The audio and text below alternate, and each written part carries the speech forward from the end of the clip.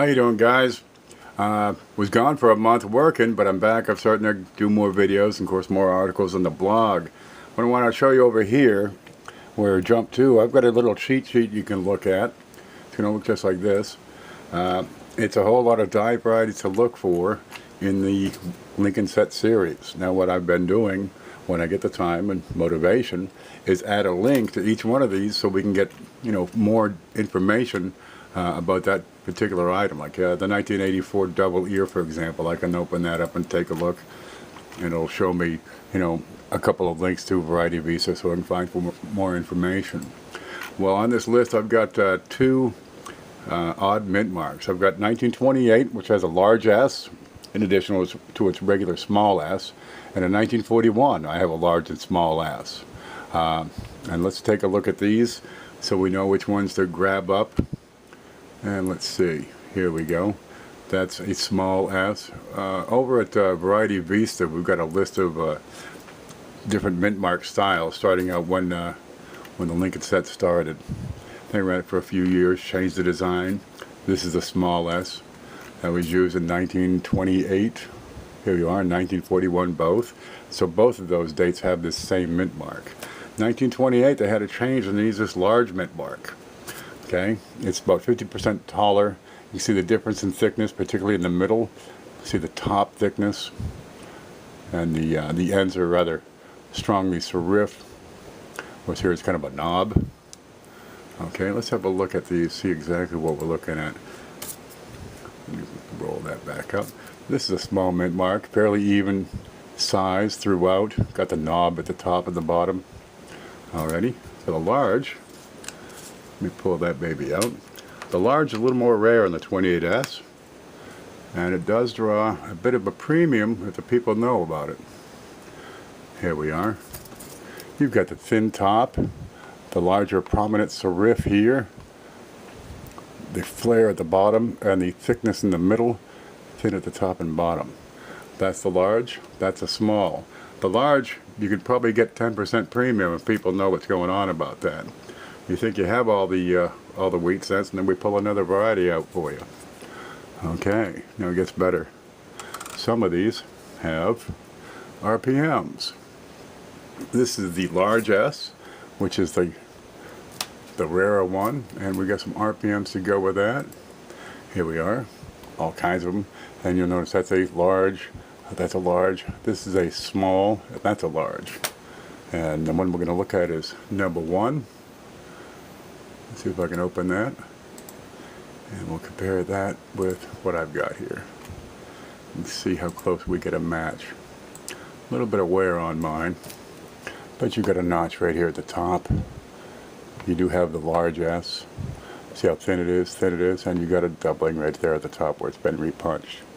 This is RPM number 1. Kind of a neat thing. How much is that going for in fine condition? Maybe 10 bucks. Okay, great. Let's move on to the 41.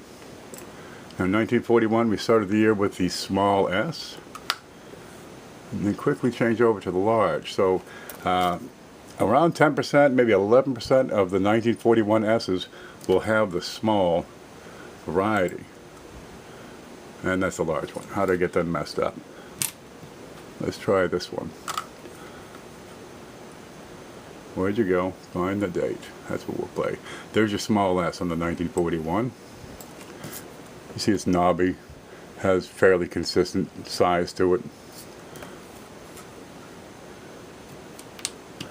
On the large S, you'll find these all the time. It's got a bit of a thinness to it. Now, first off, this is the large S for the 1928, so I gotta scroll down for the next one. There's the trumpet tail mint mark, used 41 to 52. You'll see these a lot. And you see how delicate this is compared to that small one, and it's also a whole lot larger. And we can measure that too. Let's see, where's my ruler? Oh man, it's such a small space we're focusing on. I bump it a little bit, and man, it is all over the place here. Okay, I need this line, the vertical ones. Okay, the tall ones, that's a millimeter across. So you're only looking at about 3/4 of a millimeter here on a good day. Alrighty. We get about 6, 7 lines. Each of these small lines is 1/10 of a millimeter. From big line to big line is 1 millimeter. So you get about 7/10 of a millimeter. And that's the large S. The small one, how good's your eyesight? Well, let's get the S in there first, huh? Alright, let's get the S. There it is. Front and center. The height on that one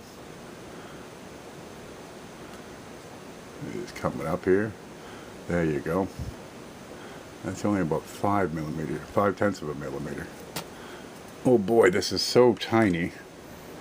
And my fingers are so useless.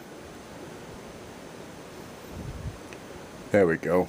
And the glare, right here under the glare, you can clearly see there are about 5, 6 lines. There you go. 1, 2, 3, 4, 5, 6/10 of a millimeter on that. That's the best you're going to see. That's the small. Let's measure that large again. Because I find if I stick my thumb down, that thing isn't going to move so much. Yeah, every time you work with this thing, it's a new lesson. Mostly in futility. Okay, a little over. I just got to move it that much, just this much. That's all I need. Come on, baby. Lock it. There we go. And that's, boy, that's tough. Anyway, it's bigger. I can't measure this with these fingers. Okay, same with the 28S. You're going to find repunch mint marks all over the place on these things. They're a real delight to find it. Okay, see right up at the top here, I've got some doubling on this mint mark. Remember, we go back, it's a trumpet tail, that's the large, so this is a small S, which is the more desirable. Let's find which one that is. 1941 S, the small S. Well, this one's to the south. Oh, that's a trumpet tail, trumpet, trumpet, trumpet, trumpet. It's none of these. Next place I'm going to look is over here at copper coins. And he's got several of them, but it's none of those. So I'm going to go over and look at Wexler. Now, good match. He's got a whole bunch of the darn things on here. How many's he got? They keep going. His latest one is number 18. 18 repunch mint marks on these. And this one is a great match for number 12. Let's see if we can find number 12 again. Here we go. I've got perfect cut right in the north. A little above the 9 here. Lined up with the side. And mine is not even close. Okay, well, I misidentified it. You got to look at the position of the date to the mint mark. That one is right about the center between the 4 and the 1. This one is closer to the 9. Right here, I'm right about the level with the bottom of the 9. That one is above the bottom of the 9. Okay, that's the one I thought it was. I'm totally wrong. Let's try a few more. I don't see a good match. Well, I'll have to send it to him. And it's probably MD. But I'll keep that out for now. Okay. You go to my blog. Remember, over here you can get the link to the cheat sheet. And you can get into the cheat sheet and start looking at different dye varieties. And check back pretty often because I keep adding to it and giving you more information. Oh, like the 34 double dye, or talking about the 1914D. And we're adding photos and giving you more to work with. Folks, good luck, stay with it. Get that small S for the 1941 and the large S for the 1928. See you later.